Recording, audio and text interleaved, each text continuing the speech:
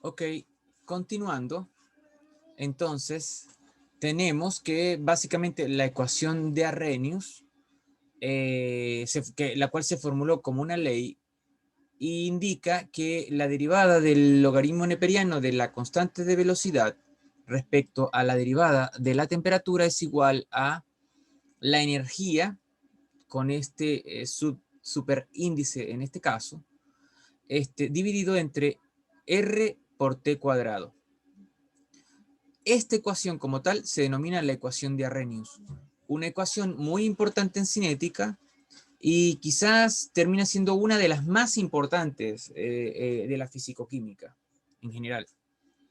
Aquí cabe, como todos saben, es la constante de equilibrio y, ojo, vamos a definir en este instante este valor correspondiente a este tipo de energía. Esta energía se denomina energía de activación de Arrhenius. Entonces, la expresión general y usual para la ecuación, para la energía de activación de Arrhenius, dice que la constante de velocidad es igual a el valor de A multiplicado por el exponente de menos E asterisco, o este símbolo, elevado a este símbolo, entre RT. Acá A corresponde a una constante y se conoce como el factor de frecuencia. Ya en este instante ya podemos entonces de aquí en adelante definir la energía de activación que sería E superíndice. Ahora, puede verse que la constante de velocidad depende de dos factores. Uno, la frecuencia de colisiones entre las moléculas y reactivos, entre las moléculas de reactivos, y el valor de la energía de activación. El factor de frecuencia tiene las mismas unidades y en dimensiones que la constante de velocidad y está relacionado con la frecuencia de colisiones entre las moléculas de los reactivos. Aplicando logaritmo neperiano, en este caso, conseguimos que el logaritmo neperiano de la constante es igual al logaritmo neperiano de A menos la energía de activación sobre R por 1 sobre T. De manera tal que si yo tomo y grafico el logaritmo neperiano de la constante de velocidad en función de 1 sobre T, pues básicamente a partir de la pendiente obtengo el valor de el valor de la energía de activación de Arrhenius. Y el corte en el eje de las ordenadas me da el valor correspondiente al factor preexponencial. En algunos libros van a conseguir esta expresión de forma quizás con alguna terminología un tanto diferente, pero en general tiene el mismo significado. El estatus actual de la ecuación de Arrhenius es básicamente el de una ecuación puramente empírica que sirve como instrumento de interpolación, o extrapolación de la constante de velocidad a otras temperaturas. A continuación mostraremos un ejercicio, un ejemplo, en el que se hace la isomerización del cis-trans, del 2,3 dimetilciclopropano a 453 grados centígrados. Es una reacción reversible de primer orden. La composición de la mezcla en función del tiempo de isomerización viene dado por los datos de las dos primeras filas de la tabla que se da a continuación.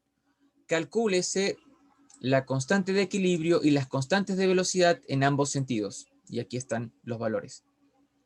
¿Ok? Esto es, aquí tenemos tiempo y la concentración del isómero cis. ¿Sí? Entonces, ok. Este ejemplo es característico de reacciones complejas, en particular para reacciones reversibles. El más sencillo resulta cuando la reacción es de primer orden y es del siguiente tipo. A con K1 como la constante de la constante de velocidad directa para formar B y B a su vez para formar A través de la constante inversa que vendría siendo K-1. Aquí partimos de una concentración de A que está representada por A. Después del tratamiento, después del tratamiento, un tiempo después aparece B, que se presenta como la concentración en X. De manera que después de un tiempo, la concentración de A será A menos X. La reacción directa, la reacción inversa, para cada una de sus constantes, la velocidad total será entonces la expresión que tenemos acá. Y en el equilibrio, cuando X igual a X de equilibrio, se tiene que la diferencial de X respecto al tiempo es igual a 0 y me da este valor de la constante. De allí puedo calcular básicamente cuál es la relación. ¿Ven? K1, la relación entre K1 y K-1, que vendría siendo la concentración en el equilibrio sobre A menos la concentración en el equilibrio. Por otro lado, tenemos que se tiene que, para el equilibrio a B, tenemos la siguiente expresión. ¿Sí? Tenemos la siguiente expresión. Sustituyendo el valor de cada una de las constantes y haciendo haciendo las sustituciones y las cancelaciones correspondientes, llegamos a la siguiente expresión.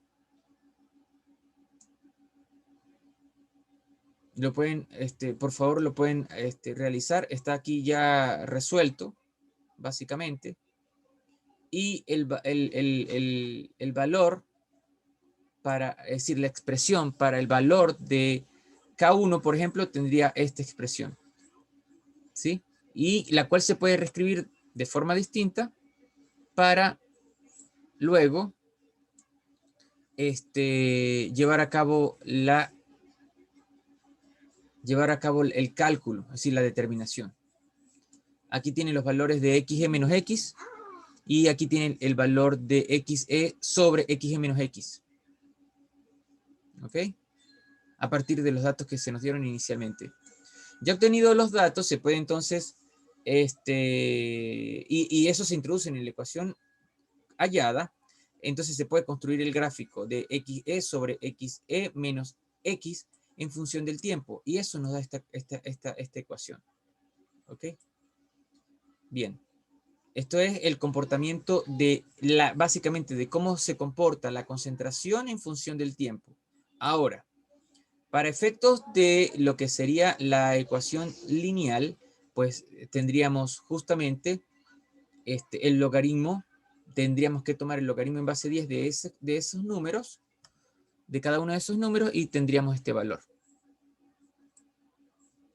Nos da este gráfico, y a partir de este gráfico la pendiente es 1.43 por 10 a la menos 3. Con ese gráfico, entonces, podemos hallar básicamente el valor de K1. Conocido el valor de K1, se puede entonces hallar el valor de K2 o K-1. Entonces, ese tendría este valor. ¿Ok? Es decir, K1 sobre K2 es igual a las concentraciones que ya la habíamos determinado, y de allí, conocidos los valores de K1 y K2, entonces se puede determinar la constante de equilibrio de la reacción química, la cual es de 2.33. Y así se resuelve este tipo de problemas. ¿Ok? Bueno. Ok, continuamos. Y, a ver, dejamos de compartir por un momento y volvemos a compartir.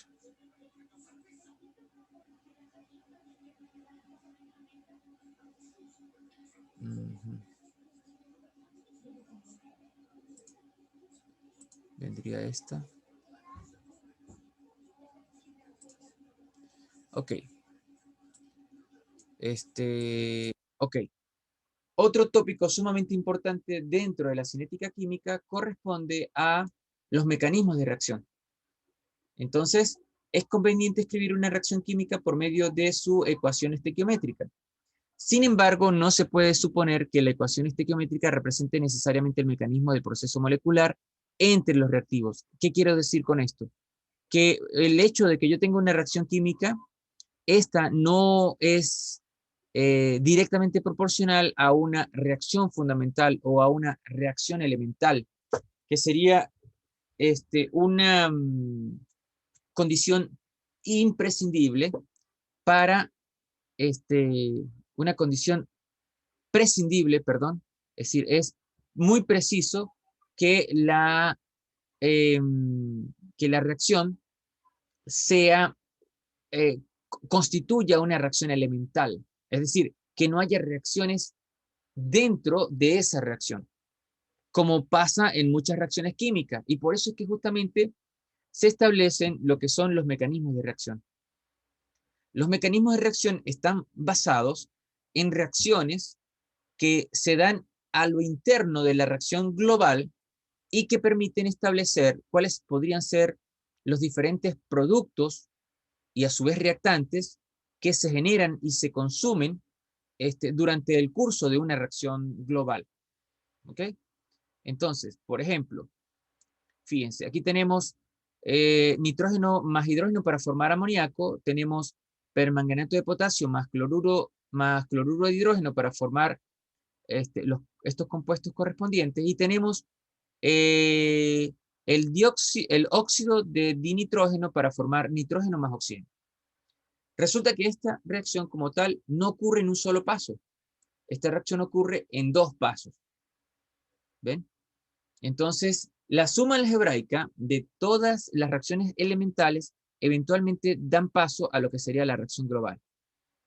Por eso es lo importante del establecimiento de los mecanismos de reacción y estar conscientes de que todas las reacciones químicas eventualmente no son reacciones elementales, sino que por el contrario puede llegar a ser una reacción global la que implique el desarrollo de una serie de reacciones internas que eventualmente dan paso a lo que se conoce como los mecanismos de reacción.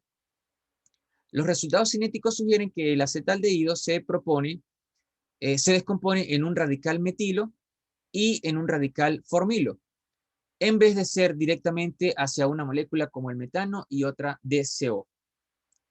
El mecanismo que se escribe a continuación básicamente representa las etapas que se tendrían que dar en lo que es la descomposición del acetaldehído, la cual podría verse como una reacción elemental, pero resulta que no es así. Es una reacción extraordinariamente complicada. Otra reacción sería la descomposición del pentóxido de dinitrógeno, la cual se lleva a cabo en varias etapas, fíjese.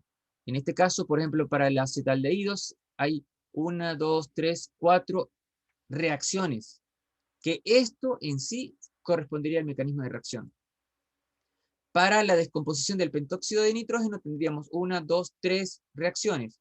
Y aquí ya involucramos otros términos, como por ejemplo, a ver, la primera reacción dice que es rápida, la segunda reacción dice que es lento, y la tercera reacción dice que es rápido. Entonces, es importante establecer aquí qué significa rápido y qué significa lento.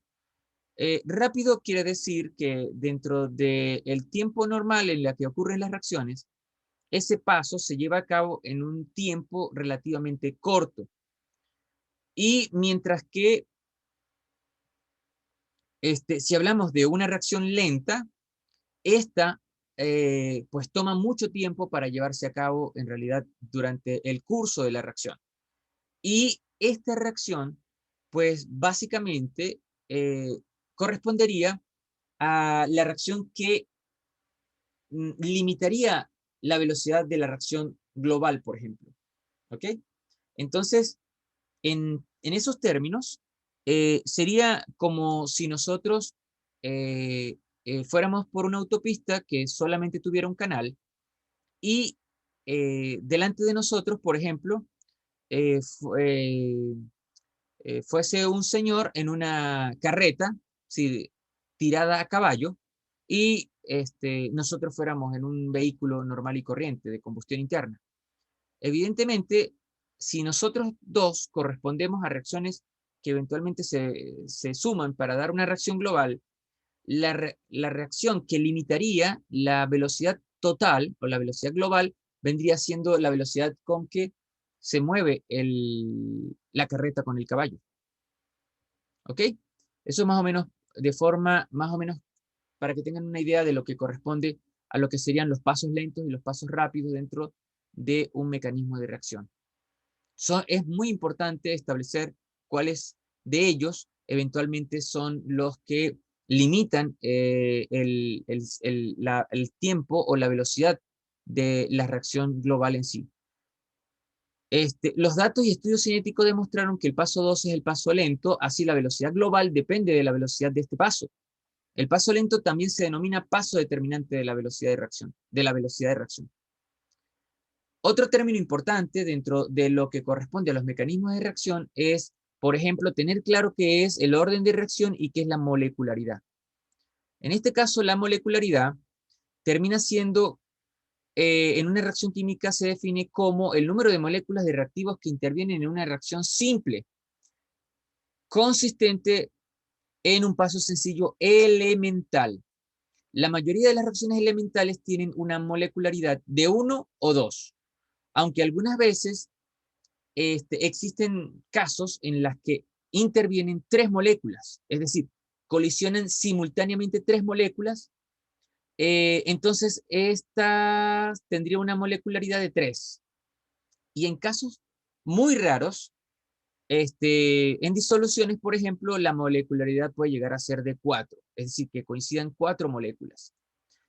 En este orden de ideas tenemos básicamente la clasificación de las reacciones de acuerdo al número de moléculas que participan en una reacción. Por ejemplo, si participa una sola molécula, entonces estaríamos hablando de reacciones monomoleculares. Tal es el caso de una isomerización o una descomposición. ¿Ok? Aquí tenemos los ejemplos. Otro caso sería reacciones bimoleculares, es decir, participan en la reacción elemental participan 2 moléculas. Pueden ser unimoleculares o pueden ser bimoleculares o heteromoleculares. Entonces, aquí tendremos moléculas homomoleculares y aquí tendríamos moléculas heteromoleculares. Es decir, 2 moléculas iguales y 2 moléculas diferentes. La suma, fíjense que aquí, como esta es una reacción elemental, yo podría establecer cuál es la ley de velocidad directa para esta reacción, igual para esta reacción. Esta sería de segundo orden respecto a A, y esta sería de primer orden respecto a A y de primer orden respecto a B, y la suma de las dos sería el orden total de la reacción, que sería 2. Están las reacciones de canje, en la que, por ejemplo, fíjense, las dos, es decir, a partir de 2 reactivos distintos, yo puedo llegar a los mismos productos. Ejemplo de estas reacciones bimoleculares son estas que se ven acá. Hay 2 moléculas, 2 moléculas, 2 moléculas, 2 moléculas, 2 moléculas. ¿Ven? Aquí, en este caso, fíjense, en todos estos casos, las moléculas que participan en la reacción como tal, en la reacción elemental, es una sola molécula. ¿Ok? Ahora, Sullivan ha indicado que la denominada frecuentemente reacción clásica bimolecular, por ejemplo, para dar hidrógeno más yodo a partir de ioduro de hidrógeno, es una reacción en cadena a alta temperatura. Esta se lleva a cabo alrededor de 800 Kelvin y no se produce en un solo paso. Perdón, y se produce en un solo paso. Y no se produce en un solo paso. ¿Ok? Esta reacción no se produce en un solo paso. Reacciones, es decir, fíjese, lo que quiero aquí es que hay la intervención de 2 moléculas para generar los productos correspondientes y uno pensaría que esta reacción en sí podría ser una reacción elemental. No lo es. Es decir, a lo interno de esta reacción hay una serie de reacciones que eventualmente constituyen lo que se conocen como los mecanismos de reacción. Dentro de las reacciones trimoleculares, estas son relativamente raras, ya que implican la colisión de 3 moléculas simultáneamente para dar uno o varios productos. A más B más C para dar productos. Y aquí tienen, por ejemplo, estas reacciones. ¿Ok? Ok, la molecularidad no está reservado para procesos que impliquen moléculas estables, sino que se usan también cuando las especies reaccionantes son átomos, radicales libres o iones. En la descomposición del acetaldehído, en este caso, la ruptura del radical acetilo en un radical metilo más el CO es una reacción monomolecular. La recombinación de los radicales metilos es un proceso bimolecular. Si el proceso es solo efectivo en presencia de una tercera molécula conocida como tercer cuerpo, entonces esta adquiere un exceso de energía y es una reacción trimolecular. ¿Ven? Por ejemplo, esto es porque hay un cuerpo que eventualmente no hace parte de la molécula como tal y se le denomina la intervención de un tercer cuerpo. El término molecularidad se emplea para un proceso que tiene lugar en una etapa simple o específicamente elemental. ¿Cómo se hace la elucidación de un mecanismo de reacción? Un cinético, que es decir, la persona que estudia cinética, tiene como fin último predecir la velocidad de cualquier reacción bajo un conjunto dado de condiciones experimentales. A lo más se propone un mecanismo que, desde el punto de vista cualitativo y cuantitativo, tenga medidas cinéticas experimentales conocidas. Para realizar la propuesta del mecanismo, se debe analizar mediante los siguientes criterios: consistencia de los datos experimentales, de los resultados, viabilidad energética, principio de la reversibilidad microscópica y la consistencia con las reacciones análogas. ¿Ok? Continuando, dejamos de compartir y volvemos a compartir la pantalla para la clase o para la separata número 13. Aquí continuando, ¿verdad? Tenemos que, fíjense, en general la reacción global es la reacción estequiométrica global, a la que nosotros generalmente estamos acostumbrados. Sin embargo, esto no ocurre en un solo paso. Casi siempre es una secuencia de reacciones llamadas reacciones elementales. La descomposición del pentóxido de nitrógeno, como lo habíamos expresado anteriormente, tiene la incidencia de 3 reacciones para llevar a cabo la descomposición de este compuesto. Aquí el NO3 y el NO no aparecen como productos finales, por lo que son consumidos en la secuencia de pasos. Se denomina entonces, se denominan intermediarios. Esos compuestos que se consumen o que se producen y se consumen en el seno de la reacción global se denominan intermediarios. Aquí, donde el conjunto de reacciones elementales es el mecanismo de reacción. Este conjunto de reacciones indica de manera detallada cómo los reactantes se convierten en productos. Cuando las reacciones como la formación, por ejemplo, del ácido iohídrico, la cual ocurre en un solo paso, se denominan reacciones simples, mientras que aquellas que ocurren con la presencia de 2 o más pasos elementales son denominadas complejas. Volvemos al término molecularidad, y este se define como el número de moléculas que participan en una reacción elemental. Únicamente las reacciones elementales pueden ser caracterizadas por su molecularidad. La ley de velocidad para la reacción elemental está dada por la estequiometría. En este caso, A para dar fragmentos, que vendría siendo una reacción elemental, tendría una ley de velocidad tal cual como nosotros la conocemos. Es decir, sería menos, porque está desapareciendo, la derivada de la concentración de A respecto al tiempo y es igual a KB, es decir, la constante de velocidad por la concentración de A a la 1. Y eso sería una reacción unimolecular. Lo mismo pasa para 2 y dependiendo de cómo esté la expresión de la reacción, bien puede ser la intervención de 2 moléculas de A o la intervención de A más B para dar productos. Y de forma similar para cuando tengo 3 componentes o 3 moléculas. En el caso de las reacciones reversibles, ¿y cómo es esto con el equilibrio químico? Tenemos aquí básicamente una reacción en equilibrio en la que tenemos la velocidad como una función de A, y esta sería dada por la siguiente expresión, ¿cierto? Ya sabemos quién es la velocidad directa, quién es la velocidad inversa, por lo tanto ya conocemos cuál es la expresión para la velocidad directa en este caso, cuál es la expresión para la velocidad indirecta y qué ocurre para cada uno de los tiempos, ¿ok? También para cuando la velocidad está en equilibrio y para la reacción tanto inversa como directa. Cuando se alcanza el equilibrio, entonces, pues básicamente las concentraciones de los reactantes y productos se hace constante. Y también el valor, en este caso, para la concentración de A en el equilibrio respecto al tiempo es básicamente cero. Y de esa ecuación obtenemos esta expresión. Es decir, la velocidad directa en el equilibrio es igual a la velocidad inversa. En el equilibrio la velocidad neta de la reacción es cero, pero las reacciones directas e inversas continúan ocurriendo con igual velocidad. Y por ello se dice que el equilibrio químico es dinámico.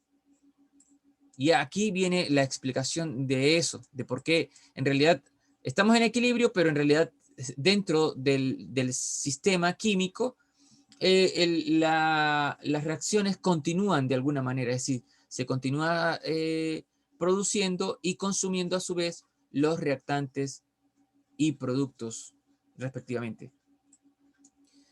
Entonces, ¿cómo sería el balance detallado? Pues básicamente, fíjense, en el equilibrio tenemos que las velocidades de los procesos inversos y directos son iguales, de manera tal que para cada reacción elemental, para que cada reacción elemental tenga lugar, se debe cumplir que la velocidad directa, que vendría siendo esta, en la que en un gráfico de velocidad en función del tiempo, pues básicamente va disminuyendo y hasta alcanzar un estado. Este estado es básicamente lo que se denomina como estado estacionario. Es decir, es en el que básicamente se consigue, ¿qué se consigue en este punto? El equilibrio. ¿Por qué? Porque las dos velocidades básicamente se igualan. Entonces, claro, desde el inicio la velocidad inversa comienza a aparecer y desde el inicio la velocidad directa comienza a desaparecer.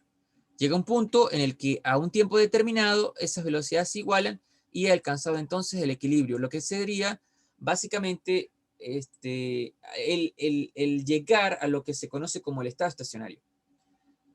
Para las reacciones consecutivas, es decir, una reacción em, para las reacciones consecutivas tenemos métodos aproximados para llevar a cabo la determinación de lo que serían las expresiones de velocidad, las expresiones de la ley de velocidad. ¿Ok? Entonces tenemos la aproximación del método estacionario y la aproximación del paso determinante de la velocidad. Entonces, en este caso tendría el paso, la aproximación del estado estacionario. Y en el caso de la carreta con el caballo en una autopista de un solo canal, vendría siendo la aproximación del paso determinante, que en este caso es una reacción elemental dentro del mecanismo de reacción, la cual básicamente limita la reacción global de la reacción química. No es posible la deducción exacta de la ley de velocidad correspondiente a un mecanismo de varios pasos a partir de las ecuaciones diferenciales que describen cada una de las reacciones elementales.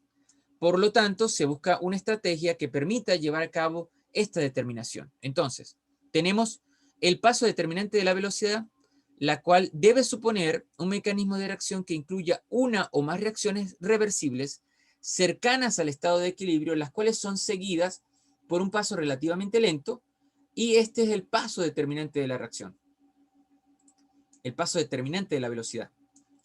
En cuanto a la aproximación del estado estacionario, tenemos que el mecanismo está fundado en pasos elementales, los cuales se forman algunos productos que son intermediarios, es decir, no aparecen en la reacción global. Y yo hago uso de ellos para poder establecer cuál sería la expresión de la velocidad. Entonces, fíjense, en un gráfico en el que yo pueda describir cuál sería la aparición y desaparición de los intermediarios, sería el siguiente. Fíjense, tengo acá, esto es concentración y esto es tiempo o tiempo de vida media. Entonces, como sabemos, tengo una determinada concentración de los reactantes y luego en el mismo tiempo tengo, por ejemplo, la concentración de los productos, que en el tiempo cero sería el 100% para los reactantes y 0 para los productos. De igual forma, en este punto también tendría el valor correspondiente a un intermediario específico, es decir, dentro del seno de la reacción. Ese valor para ese intermediario también sería 0. No obstante, conforme comienza a ocurrir la reacción, pues lo que vamos a observar es que los reactantes evidentemente se consumen, comienza un descenso, mientras que los productos comienzan a aparecer y por lo tanto haya un aumento. En el caso de los intermediarios, resulta que ellos comienzan con un aumento, casi siempre la pendiente de los intermediarios es un poco más elevada que la de los productos, pero hay un paso en el que hay un tiempo, en realidad, que ese paso básicamente comienza a desaparecer. Es decir, ocurre una elevada concentración de los intermediarios y después básicamente comienza un proceso de equilibrio de la concentración de ellos conforme pasa el tiempo. ¿Ok?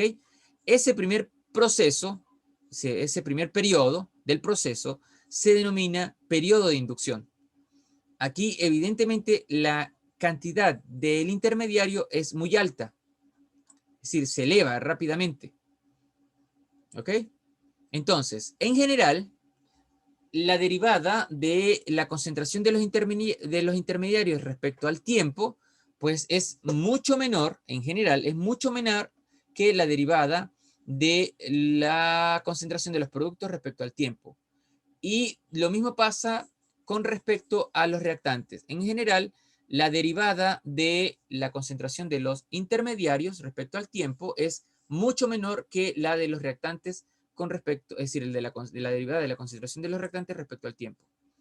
Entonces, la aproximación del estado estacionario consiste en tomar básicamente que esta relación, es decir, la derivada de la concentración de los intermediarios respecto al tiempo es básicamente 0. ¿Y por qué es 0? ¿Por qué yo asumo que es 0? Bueno, asumo que es 0 porque el tiempo de vida media de estos compuestos, pues es básicamente es efímera, es decir, el tiempo es muy pequeño. Entonces, eso prácticamente implica que la concentración de ellos la puedo asumir como 0 durante el curso de la reacción. ¿Ok? Entonces, por ejemplo, en la formación del ácido bromídrico, ¿sí? En la formación del ácido bromídrico tenemos que una molécula de hidrógeno más una molécula de bromo se combinan para formar dos moléculas de ácido bromídrico, o de bromuro de hidrógeno en realidad, porque toda esta reacción se lleva a cabo en fase gaseosa. El mecanismo de reacción para esta reacción, aunque no lo crean, aunque parece simple, es extraordinariamente complicado. De hecho, es uno de los mecanismos más complicados que se estudian en este nivel y permite establecer las bases de lo que es la aplicación del método correspondiente a el método de la aproximación del estado estacionario. Experimentalmente, la ley de velocidad que satisface esta reacción consta del siguiente mecanismo. Y aquí aparecen ya un poco más específicos, ya no solamente hablo de que pueden ser los pasos lentos o rápidos, sino que también ya tienen una designación para efectos de lo que serían las diferentes etapas que se deben llevar a cabo al llevar a cabo el establecimiento de los mecanismos de reacción. Por ejemplo, en una reacción en un mecanismo de reacción yo tengo necesariamente, básicamente, tres etapas. Aunque puede aparecer una cuarta, que ya le vamos a explicar por qué, pero las tres etapas más importantes que aparecen en un mecanismo de reacción son la iniciación, la propagación y la terminación. En algunos casos ocurre una cuarta etapa que se denomina inhibición, que acá en este ejemplo, por eso es un ejemplo modelo, en la que básicamente existen o se demuestran la presencia de las cuatro etapas. Fíjese, el bromo, cada una de estas etapas corresponde a una reacción elemental, ¿sí? Y por lo tanto, cada una de ellas consta de una constante de velocidad, K1, K2, K3, K4 y K5.